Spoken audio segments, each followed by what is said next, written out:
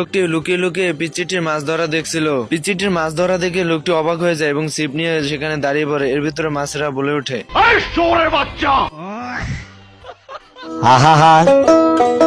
এরপর এই লোকটিকে নদীর মাঝখানে মাছ ধরতে দেখে এই লোকটিও নেমে পড়ে, কিন্তু সে তলিয়ে যায়। আর মানুষ পান নাই, বারবার শুধু আমার উপরে। আরে এই লোকটির তো বগের মতন পা লম্বা। এরপর মাছ ধরা রেখে এখানে আসে পাখি শিকার করতে। লোকটির সঙ্গে এখানে দুর্নীতি চলে। একটি হাঁস দেখে সবাই গুলি শুরু করে দেয়।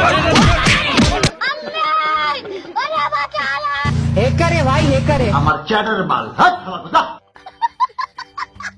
এরপর নারী কেলেঙ্কারি করে হাঁস ধরার চেষ্টা, কিন্তু সেখানেও ব্যর্থ।